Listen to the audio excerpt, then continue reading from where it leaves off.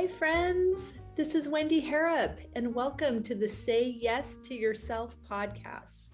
On the Say Yes to Yourself podcast, you'll hear stories from women just like us who are adding the practice of saying yes in their daily lives in big and small ways, and as a result, are experiencing the truth that everybody wins when you say yes to yourself.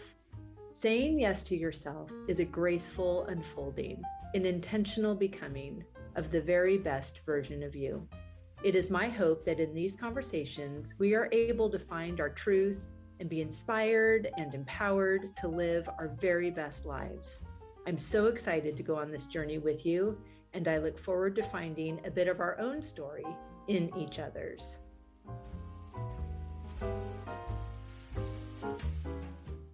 Bonjour, mon ami. Welcome back to the podcast. I'm so delighted to have you here. Happy Friday. As you listen to this, I am on the train to Normandy for a very fun weekend with my friend, Chef Eric. He is the owner of Walnut Grove Cookery. It's a beautiful cooking school on his farm. He grows his vegetables. He keeps bees. He makes amazing magical things in his kitchen. His legit oven is wood fired. It's just so cool. So please be looking at all the fun stories on Instagram because this weekend is going to be a feast for the eyes, the soul, and my belly. I'm so excited. And there are very fun, very big, cool things coming. And I'm so excited to tell you about them when the timing is right. But I will tell you where to find out about all the good things that are coming is on the new website, wendy-harrop.com. And of course, that will be linked down in the show notes.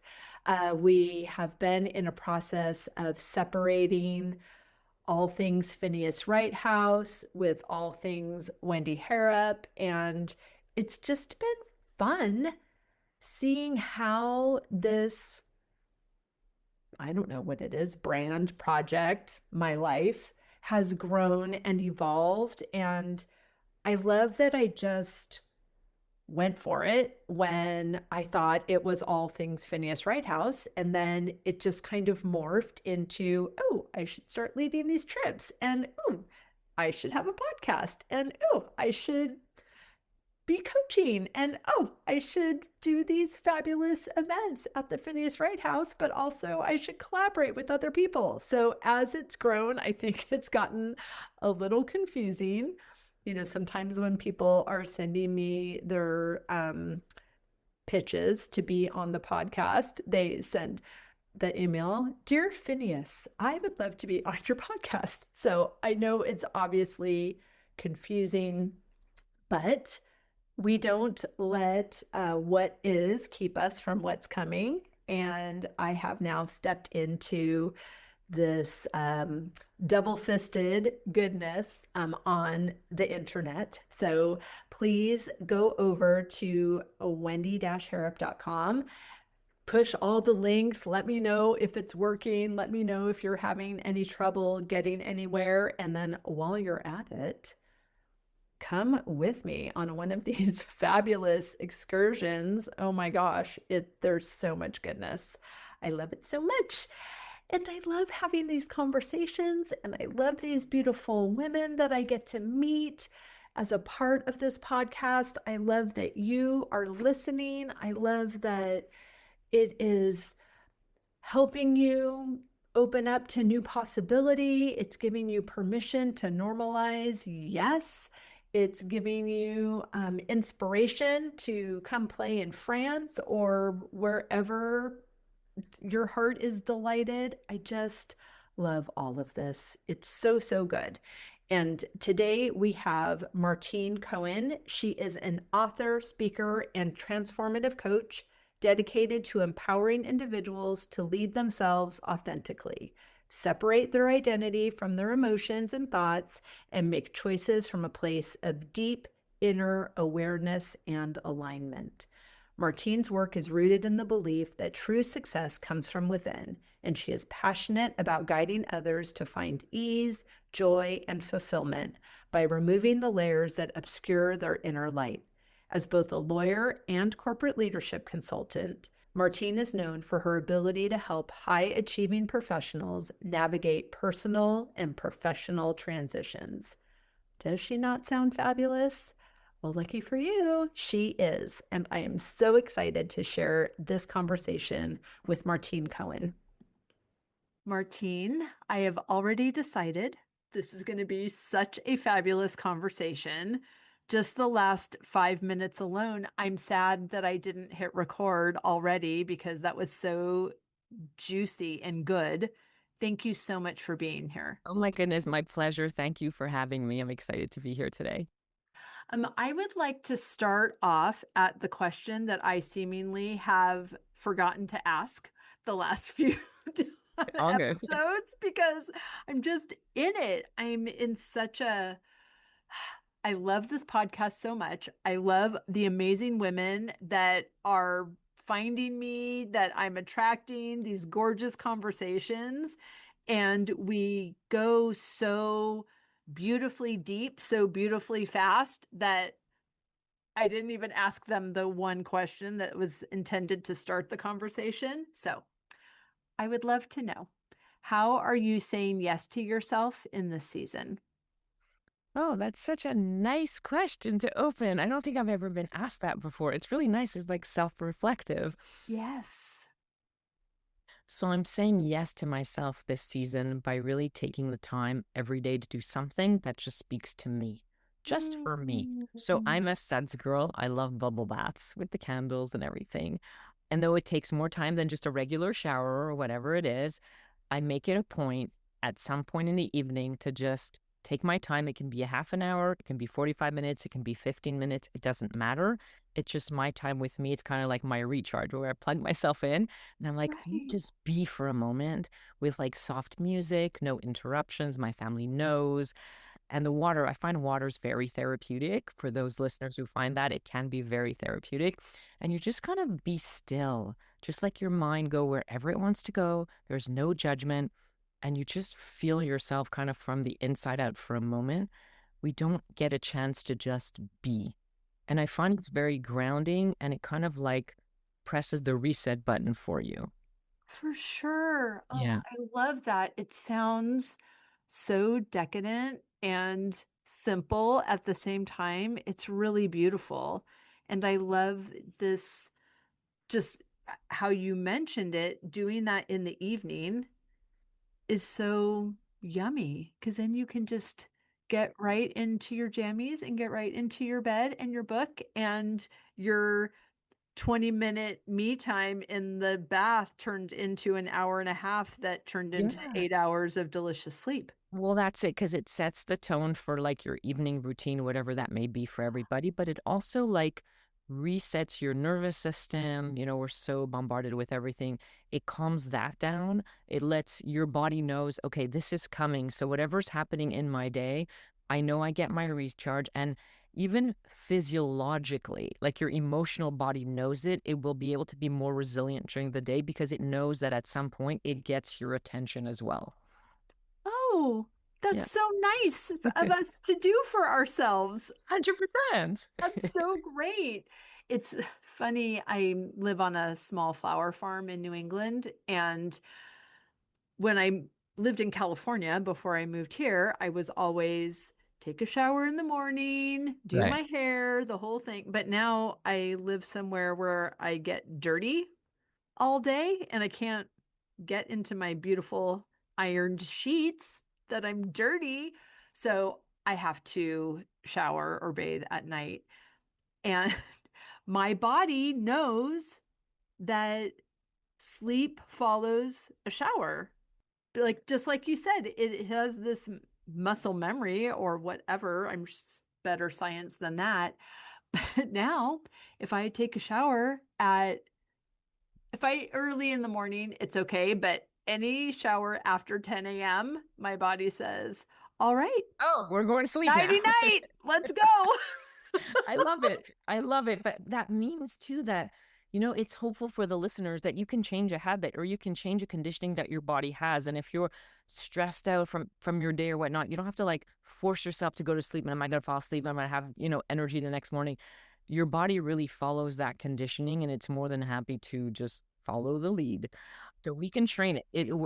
It's very trainable. That's the good thing. It is, and it's also interesting. I'm was became a mother very late in my life. I adopted Amelia from China, and I was 48 when we brought her home as a 2-year-old. And it's just interesting getting into these habits of the things that you say when you're raising young children, when she was potty training, or even probably before then as well, because we were doing it around eating. But I would just say, listen to your body. And then when she was potty training, okay, if you're playing with your friend, make sure you listen to your body. You can always go back and play. It takes longer if you have to change your outfit because you had an accident. So keeping this language of listening to my body and listening to when I need rest, when I need movement, when I need pause, when I need to kick it up. And it feels it's unfamiliar.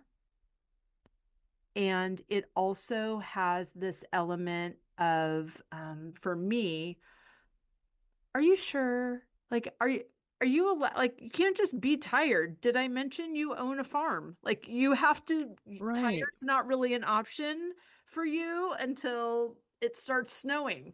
Like then Right. then you may When rest. there's nothing else left to do and you're so exhausted that you would be able to function, which is the way like Right. society conditions us, especially Yes. women, to sort of like do everything, multitask, be everything to everyone. And we're last on the list if we even make it to the list, right? Or sometimes we kick ourselves off. We don't give ourselves permission to do exactly what you just said that you teach your daughter, which is listen to your body. At some point, that's shut down. Whether it's in elementary school or high school, or at what point in society we get the message that's not a good thing anymore because there are competing interests and you Yeah. have to go do this and you have to be this way and there are expectations. And all of a sudden you're absorbing this as a little person and you grow up with it and you don't shed it because you don't realize it's there anymore.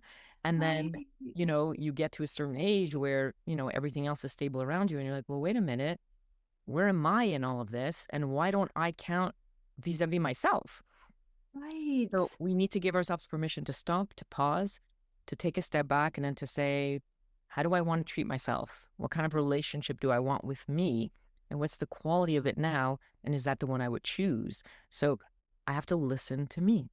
Right. And it is an intentional practice, a deliberately intentional practice, because as you said, we are conditioned from a very young age. And I like to believe that the conditioning came from very well-meaning people. It wasn't that, someone was trying to trick us. It's not even that in our awareness to do it differently that we're mad. No one was trying to be a bad guy, and we are not trying to, upturn all the tables of all this stuff that is no longer serving us. We're just making a new decision, and we're going to take the information we have now, the tools we have now, and create some new habits. I mean, it often happens on the other side of a health scare, but it doesn't require something dramatic, Oh, it'd be nice to avoid the dramatic. In my wouldn't case, it? it was a serious car injury and a serious concussion. I was literally hit over the head. The universe is like, okay, you need to do things differently and you need to go do something different and you need to serve the world in a different way. And I was like, yeah, okay. And then it's like you get literally hit over the head. By the way, if you don't listen to yourself enough and if you're out there constantly doing, and you don't take time to recharge intentionally, something will come to stop you in your tracks. That's basically inevitable. So, like you say, and I love what you just said, it doesn't have to be that way. You can sort of preemptively just say, hold on, I'm going to put this as part of my routine. Right. Because when something traumatic happens like that, and I'm so sorry that that happened, I'm glad you're okay. It seems like we almost give ourselves more permission. What is coming to mind is I lead culinary trips to France for solo female travelers. And often a woman really wants to go on the trip. She's like, oh my gosh, I've been watching you do this for years. I keep telling myself I'm going to go. I really want to go. There's that timing just doesn't work because someone's not going to camp, or somebody has a dentist appointment, or somebody's husband had ankle surgery. And you know what? There's always something that requires us because that's normal. But sometimes the women that I'm speaking to feel like there has to be space on the calendar where not one creature, human, canine, feline, whatever, that will not be not even negatively impacted, just impacted by her absence, which of course is never going to happen because she's a phenomenal woman doing phenomenal things in the world. So I think it's fascinating that that scenario doesn't elicit the same energy in asking for someone else to do something for her. Like, hey, somebody, can you pick up the kids? Can you do this task for me so I can go live my best French life? But if she got COVID or broke her leg or something not fun, it's almost like you're allowed to ask for help if you're worse off than the person you're asking. But if you're doing something that's better off than the person who's also going to do your chores, that's not allowed. That's absolutely true. And I would add to that too. It's okay if it's not perfectly done in your absence. It'll be good enough because that's the other thing. It's like, but I know how to do it and I'll do it well. And she won't like this and that one won't like that food. Mhm. And it's like, if God forbid you had to leave for a week or if you got sick or something, it would still function. Not everything's going to fall apart. So you can take that time off. It really comes to conditioning. It comes to seeing that we do so many different things. We're not that good at delegating. We really aren't. It's Right. hard. It's Well, also part of our nurture, nature to sort of say, well, I want to be there for everybody. I want to be there for my family. I want to be there for my friends. I want to be there for my job. I want to do a good job. It's part of the way that we honor and express ourselves. We just right, forget about the part that's just between us and us. right. So, how do we move through that? I mean, I feel like I'm consistently giving women opportunities to say yes to themselves. So, yes, you could just say yes and cross your fingers and hope that everything goes well. But spoiler alert, the Yeah. dishwasher will not be loaded correctly. But You got to it's be okay okay. with that. But it's Yeah, it's okay, right? totally okay. So for a lot of people and listeners maybe in different places in that yes kind of spectrum. But one thing I would say is, how does that feel when you say, can I say yes to me? Because for some people that'll trigger something. It'll trigger some pain where they've been sort of avoiding themselves for a long time or not meeting their needs. And that can be pain, and that's okay. Whatever kind of feeling it elicits, it can be guilt. It can be, well, I don't even know what that means to say yes to myself, right?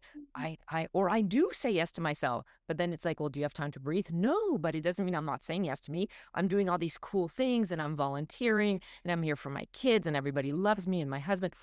But it's like, no, no, no. This is what we mean.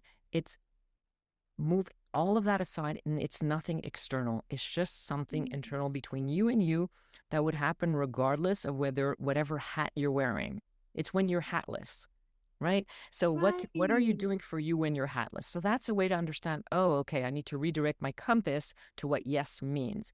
So it's something that hatless that benefits no one but yourself, refills you, but means something to you. So I'm also a cappuccino lover. So every day I have a wonderful machine. I love gadgets, but I that's one thing that, I will spend on because for me it's part of my morning joy. So I make myself a cappuccino and I decide every morning what kind of milk I'm going to use, whether I want to put chocolate or cinnamon or both on top. And it sounds funny, but I know and my body knows and I can have 10 minutes to drink it. I can have a minute to make it and I have to rush out the door to a meeting. all of it is fine because I actually take the time to do it. And when I'm doing it, I'm not thinking about something else. I'm thinking about how much froth I want this morning, how much milk, how much water, whatever. It trains my body to listen to itself. It trains my mind to be aware that there is a body. We have an emotional body, a physical body, a spiritual body, and a mental body, and they all speak to each other. But if we're not present, we don't hear the conversation and we only get sort of the conclusion, which is I'm tired, or this is horrible, or I feel bad, or I'm running on empty, or I'm stressed, or I can't do this because I can't take time for me, guilt. All of those things are just a conclusion to a conversation that's happening between these different bodies that we house. But if we're part of that equation and say, hold on a second, I want to hear everything and I want to understand it and I choose what's aligned. So I don't have time for a 1 hour bath, but maybe I have time for a 10-minute one. The fact that I did it shows my body that I actually won't betray it, that it can trust me, that I won't overdo it beyond, getting into exhaustion or burnout or whatever it is, or just lack of fulfillment in life or just lack of joy. Oh my gosh. Right. So that's the first step. And whatever resonates in what I said, it's all fine. Like if a person feels triggered by that, angry, sad, no judgment of emotions. It's also a message. We need to hear those things because once we hear them, we can sort of incorporate them into who we are. And then we can respond to it like a little child that would come to you and say, Mom, I just need a hug.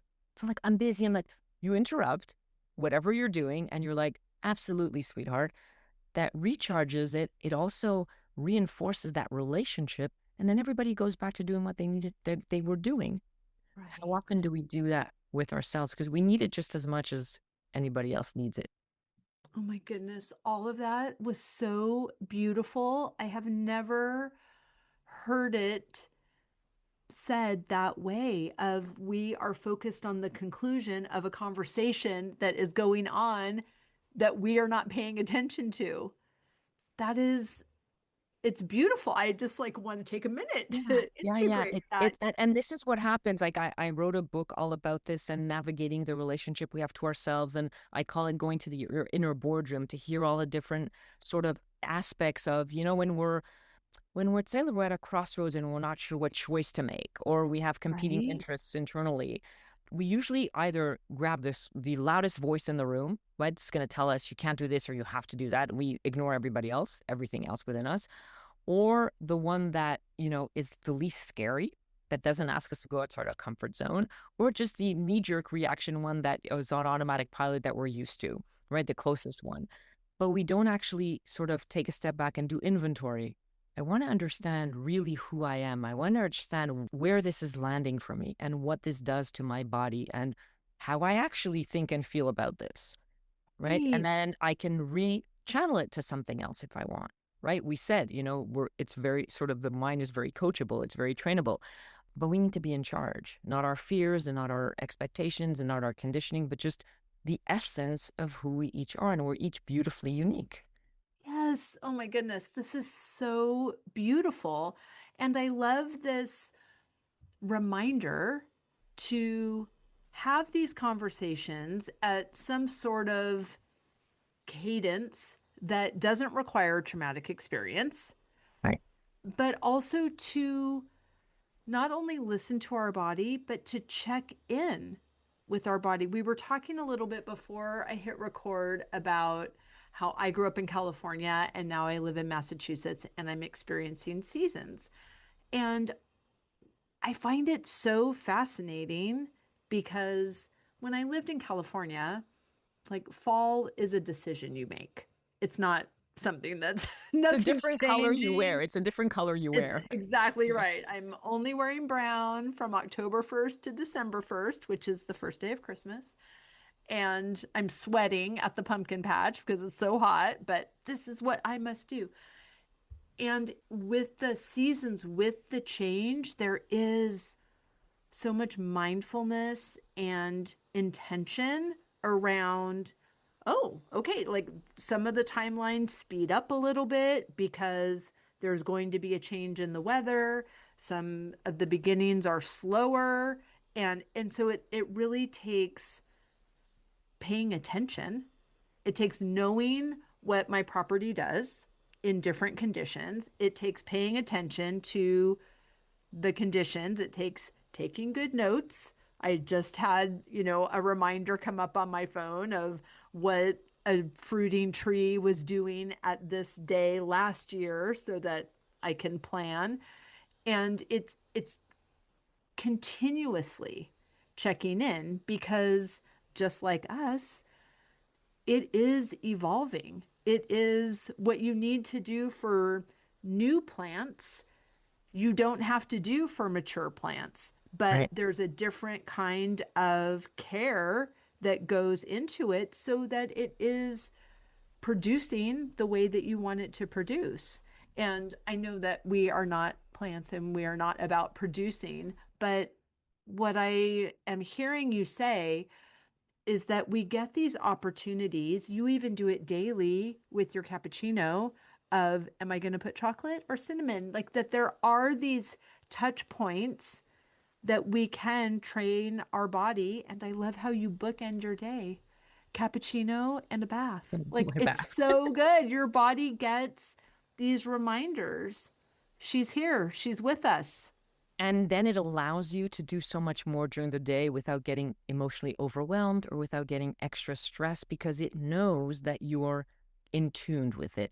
Now, I love the way you speak about taking care of your property and how meticulous you are about it.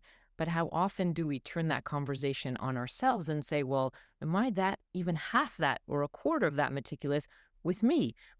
I'm in tune with this flower and this plant and this tree because I know that if I don't deal with it or address it properly, it won't produce for me.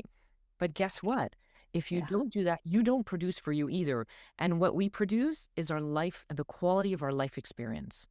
Right. And I think that point is so empowering because, again, to our conditioning, we are trained to put ourselves last. Yep. So, of course, I'm going to pay attention to the flowers because that's what everybody sees.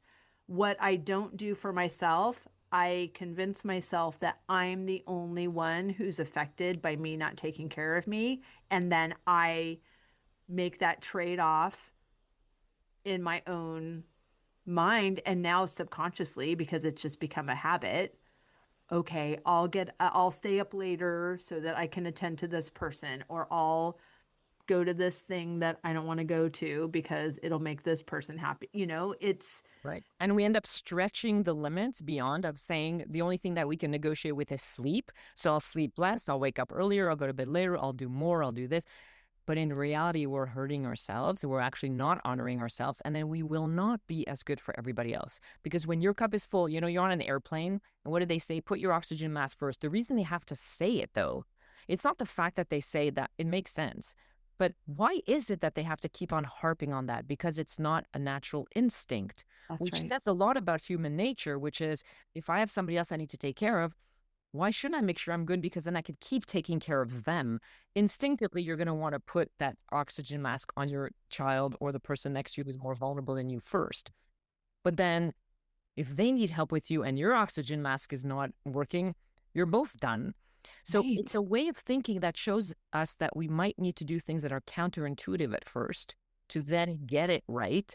And again, it's not something that takes time or money or takes away from anybody else. It's not a competing interest if I'm going to make my cappuccino and actually be intentional for that minute, or if I'm going to grab a coffee and just go or do go through a Starbucks like drive through. It really doesn't affect anybody, but it has such a positive impact on my well-being. And it's small, so it's really meaningless. But because it's consistent, the Yes. consistency of the small things, your body doesn't need huge things and huge gestures. It's not the vacation once a year that's going to make your body happy with you. It's the little things every day. And by the way, those are sometimes harder to execute because consistency is also challenging. Yeah. Oh my gosh. Preach, preach, preach. I love all of this. It's so good. How would you suggest someone start creating some new habits that attend to these things that you're mentioning to be a part of the conversation that's happening rather than focusing on the Yeah. conclusion without waiting for some health or life event to trigger it. For some people and some of the people that I work with, they don't know what works for them. Sometimes that's the obstacle. Well, I have never done anything for myself in that way. I don't know. And that's such a scary proposition. That's sort of like they'll move in the opposite direction and keep being busy, busy, busy and doing because they don't really know. And like, let me not go there. So, what I would suggest for those people is to just say, look at what you do now. Look at what your habits are, because we all have habits. We realize that we do things in a certain, even if it means neglecting ourselves, still a Right. habit. And look at the habit and do I enjoy what I'm doing? Do I like doing this? Does it bring me anything personally? Right? Because if we start first evaluating what the landscape is, then we can do something about it. If we just jump to sort of like, let me switch this, but I may get a lot of resistance. Or, you do it for a little while and then you can't get to that tipping point where then it becomes habit. All of a sudden you're like, well, why did I fall off the wagon? Like, I've been doing this for 2, 3 weeks. It's been going well. I'm happy with the results. And all of a sudden, I don't know. I just stopped. I don't understand. And it's been months that exercising or walking or whatever somebody does for themselves because it may not be for you. In other words, it's for you, but it may not be for you. You have to realize what really feels like it's for you, not as an obligation, but as a source of pure personal pleasure. Again, my cappuccino, it's not about health or not. My bath, it's not about hygiene. Right? I'll take my shower anyways. It's just about this is how my body feels good. And it could be Mm, going for a walk, it can be petting your dog, it could be gardening, it could be crocheting, it could be, I don't know, listening to something that's relaxing, like a meditation. It could be anything where you're not on, where you don't have to perform, you don't have to do anything with it, you don't have to share with anybody because it's just for you. So, first of all, looking at what you do, because that'll give you an idea of where you're at on that spectrum. Like, am I close to finding something that I like? Oh, I totally neglect myself. You need to understand just how you've been treating yourself. mm. Not to judge it, but just to know it. And once Right. you realize that, then it's like, well, what is one little thing I could do? What would make me happy? Oh, well, what if instead of grabbing my tea in the morning or coffee or whatever, I just make my omelet just so, where I take an extra 10 minutes and have my toast quietly after the kids are out of the house or Mm, whatever. I'm really just throwing out ideas, but whatever works for mm. you. Or I'm going to make sure every day that I'm actually take the time to like put on my makeup and choose my clothes, not just grab the first thing that's there. Or if, a lot of people I know have like, including myself, I have colors, but we have black because it goes with everything or whatever. And it's like, Right. no, let me not do that. Let me listen to my mood. What am I in the mood to wear today? I don't care if the weather it's winter, but I feel like wearing white. Like, in other words, just do something that's a self-expression of Right. yourself and of the relationship and the quality of the relationship that you have with you. The little things, like what would you do for somebody else to show them in a little gesture that you love them? You would do something small, like a little cute thing, like, preparing the sandwich for your kid just so, like without the crust or the extra little jam or whatever. But do that for you too. You're going to do things anyways for yourself. The way in which you do them makes all the difference. So it doesn't even add extra work, extra time. It could just be the presence, intentionality, and the little extra that you're going to do it. It's so brilliant and we can do it. It's That's the perfect. point. Not these Yes. huge, big gestures that then are hard to start. So you start small, you start at whatever pace and cadence works for you. But the beauty of that is that it starts training your brain to look at Yeah. life through that new lens of, well, can I do this in a way that's simpler for me? Then all of a sudden your brain's gonna have ideas of like, well, if I carpool, then I'd have more time for it. In other words, we start creatively thinking in a Yes. certain direction because we're sort of pointing our brain to start thinking in, not getting everything off my plate, but I want to do it well. I want to Right. do it so that it satisfies me as well as everybody else. So we're removing the competing interests and saying, well, can it encompass everyone? Oh my gosh, it's so good. I would love to know any listener that has identified some fabulous small thing that they're going to do. I want you to DM me, wendy.harrop on Instagram, or go to my LinkedIn, and then I will share it with Martine as well because it's just so fun. Yes, And it's when fun. and this is like we're going to celebrate your beautiful small yes, and it also provides some accountability. This isn't dumb. Like it gets to be easy, it gets to be enjoyable, it gets to be sustainable, and it gets to have the cumulative effect that consistency has of creating a better experience that you actually enjoyed the journey of. Yeah. And it's the same experience. In other words, it's the same external set of facts. It's the same experience. It's just the quality of your experience. You can't always control what's going to come at your doorstep, what's going to happen to you, what you're going to encounter, but how you experience it is really the difference. Two people can experience the exact same thing in completely different ways, which means that's how their brain is going to store it. That's what's going to instruct what they think about life, what they think about themselves, what they understand, things to be, what they believe they can and cannot do. It's really far. So, anyways, a big yes is literally, if you really dismantle it, a bunch of little yeses, a bunch of micro decisions all day long. And it's a lens through which you show up to life every day. So why not do it in a way that serves you, brings you joy, fills your cup, and you'll be better at it and you'll enjoy the process, right? And that's why we're here. Yes, and I love that it's informed through awareness. Yeah. It's not a reaction to, listen, I am sick and tired of you people taking me for granted, and I am going to which go is think which about. is, which is by the way okay to have, but don't let that run your show because it won't do a Right, good job. That's all, right. right? I mean, you can feel it. My chest got tight, Just even by saying it. pretending that I was Exactly. irritated with some Exactly. invisible person that's not here. Oh, it's so good. Tell us about the layers. Yes. So the way that I structure my work and the way that I structured the book, which is called No More Layers, Discover Your Inner Power and Reclaim True Freedom from the Inside Out. Because layers are these umbrella sort of layers that stand between who we are, who we know we can be, who we want to be, and how we're actually experiencing life. What we think about it, how we show up to it. And we were just having this whole conversation about time for yourself. And if you'd ask a person, well, if you could choose life, would you choose to also have time for you? Nobody's going to say no. But yet, Right. how many people actually do it? First of all, believe they have time for themselves and then execute on that and then are consistent with it. And then don't feel guilty if they do it. Right. So it's Exactly. quite like, emotionally charged. So that's a layer.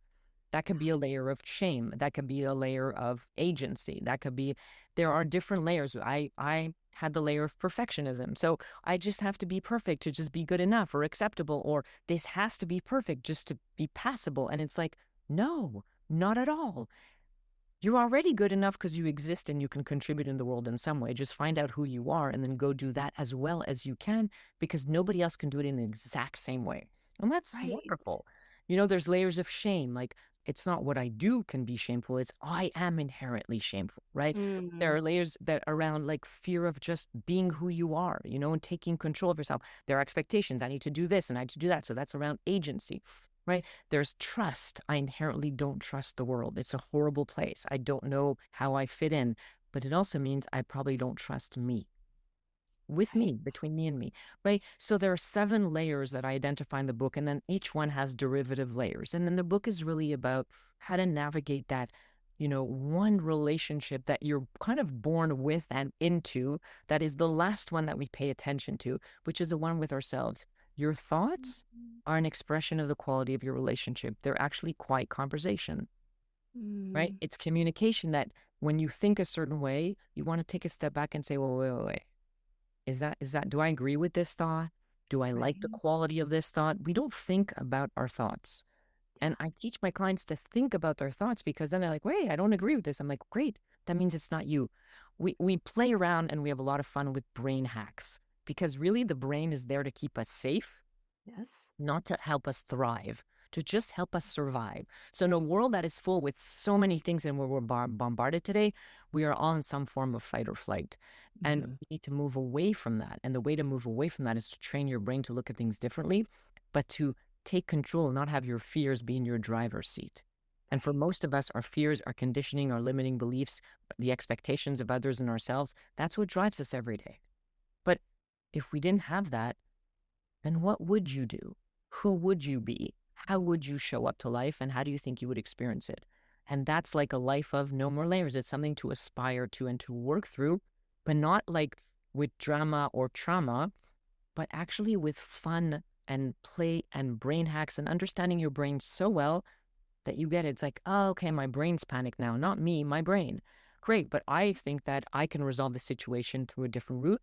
Let me go do that. But I hear my brain and I talk it off the ledge. I say it all the time. Like I constantly talking my brain off the ledge. But it's fun because I don't take it so seriously. But in case there is something that's of value, it's like my best assistant in life ever. Sure. But it's not in charge because it's going to be overwhelmed. And this is why we feel overwhelmed, stressed. There's more depression, there's more anxiety. I never heard my grandparents talk about anxiety ever, Right. right? Even if there was wars and things like that. And yet today, you have 5-year-olds who are diagnosed I with these know. things, depression, anxiety. It's heartbreaking, but I think there's too much coming at us and our brain is constantly on overwhelm. And so we really need to learn to work through that and to be really connected from within so that then we can connect with others outwardly. Oh my gosh. I can't wait to read the book. It's amazing. And I want to go all the way back to the first of the layers that you mentioned, perfectionism. Oh, yes. As you were talking, I was thinking, we all know nothing's perfect. And we all say before, it's like, oh, I'm really excited about this. It's not perfect, but and it's just this habit that we know it's an elusive, non existent destination, yet we're all have that in our GPS. I don't really know why. And I'm wondering what your thoughts are around the motivation for perfectionism. Is it seems, just like our conditioning comes from people that were well meaning. I believe they were well meaning. They were doing the best they could with the tools they had. Maybe there was one bad person at the beginning that started the whole thing, but everybody else since were just doing what they were told. So when I think of my relationship with perfectionism, I would maybe soften it or give myself an excuse to hold on to it by saying, well, it's just the way I like things. Or, well, I have to act like I have information. I know these other people appreciate when things look just like this. So I'm going to try really hard for things to look just like this because then they'll be happy. And when they're happy, I'm happy. Like it's all survive. I mean, it's totally a trauma response, I get. But how do we reframe that when we believe that the reasons for the unhealthy behavior are good on their own? So I love the question. And I actually I've been asked this question many times, but not exactly in the way that you posed it. And I love the way that you actually express it. I think it's wonderful. You. So the first thing is really, and this is a lot of the work that I do with my clients, is to understand the brain so well that you really understand where it comes from. So everybody's well-meaning. I agree. Past generations were very well-meaning, but so are we when we add these layers of protection. Perfectionism is a protective mechanism, as is even shame, which sounds really strange because it doesn't feel good, as is mistrust. They're all protective mechanisms. If we understand how the brain works, it loves consistency, it loves status quo. So it will not let you change a habit, even if it's a better habit. It's like, you're alive now. This has been working for years. It doesn't matter if you're miserable, you're here. That means this is working. We are not changing anything. And by the way, the internal resistance that we feel, or right, or being held back when we want to do something, and it's like something's holding you back. Like, who's holding me back? I really want to do this.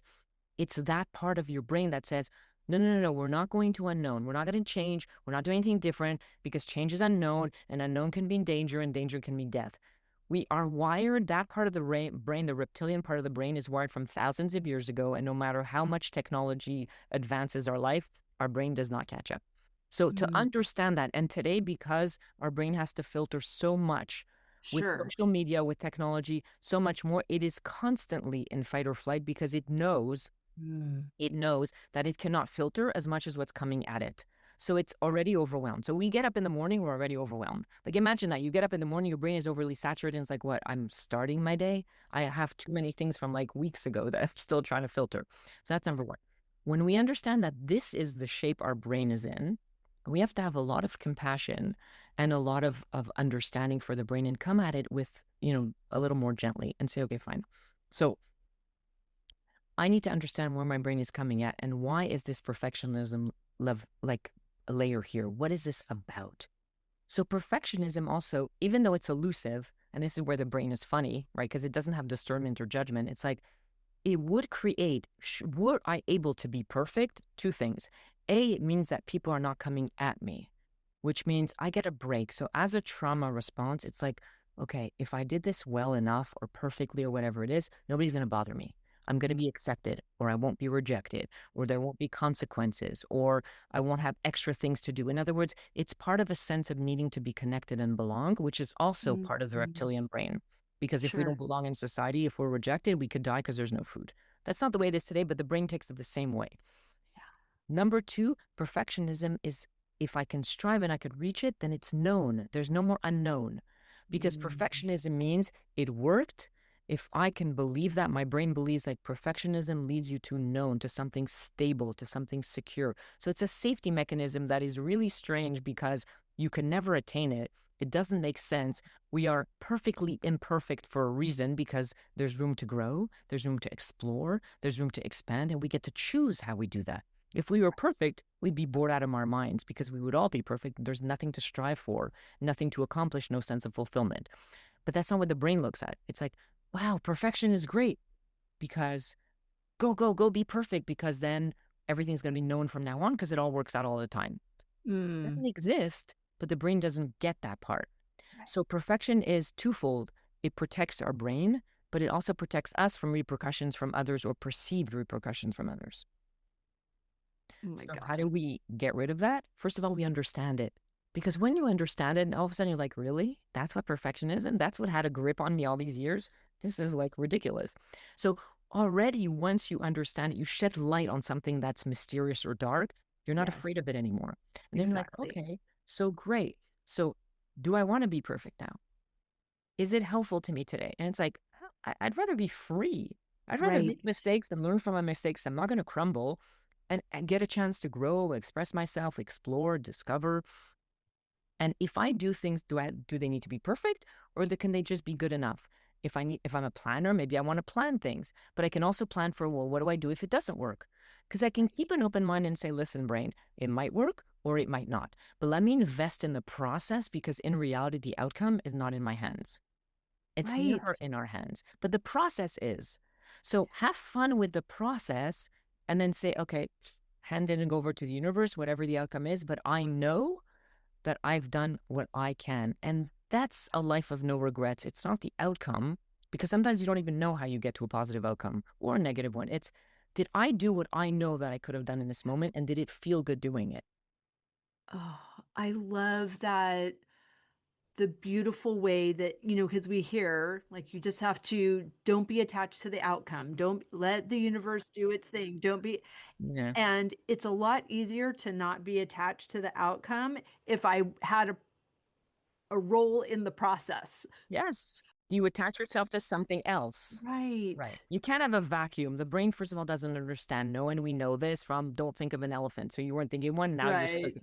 Right. So the brain doesn't understand no. So, and there's no vacuum. It's going to fill it with something, whatever it's going to grab. And today there's so much, fear and negativity and overwhelm that that's what it's going to grab. So Sure. fill it with something else. Give it something else to do that's fun. And that's what we do. We play. We keep the brain busy with things that's like, come, let's go explore this. Let's go figure out what this fear is about, not why, because that judgment, but Right. what? What's this perfectionism about? Ooh, let's go. And then the brain forgets, lets you go in, and there you go. So it's fun working with the brain because in reality, it's like this little overzealous child that or entity Right. that's like this alarm system on steroids, right? Yes. Everything's being and it's like, I got this. Like, I've got this. Thank you for the warning, but I've got this.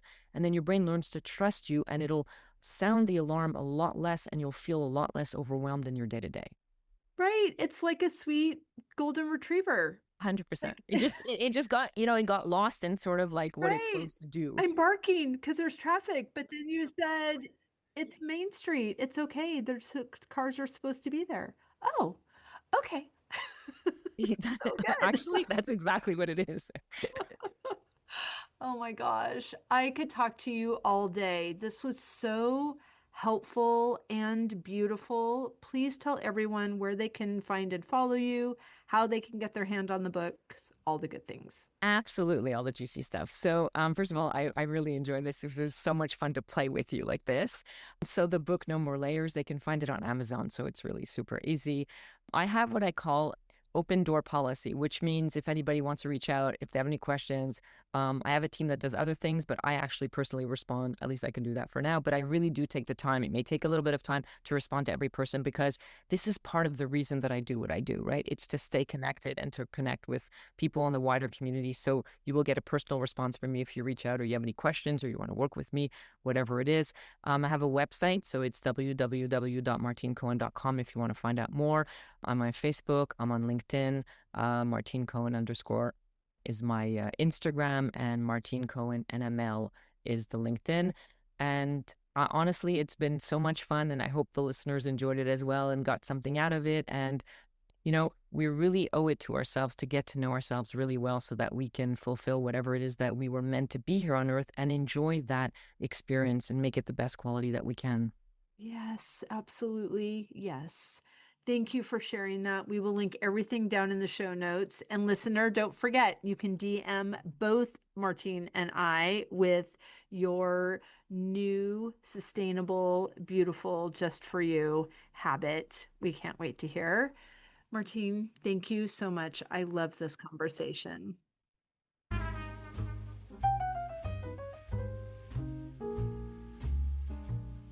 I hope you enjoyed that conversation as much as I did. As always, any links or notes mentioned can be found at phineaswrighthouse.com in the podcast section of our site or in the show notes below. And if you haven't connected with me personally, come find me on Instagram at Phineas Wrighthouse and let me know you listened to this episode. I'd love to get to know you. Thank you for sharing this time with me. I know your days are full, and I'm really grateful that you chose to spend some of your precious time right here. Be sure to subscribe to the podcast so you don't miss any of these delightful conversations. I'll see you next week.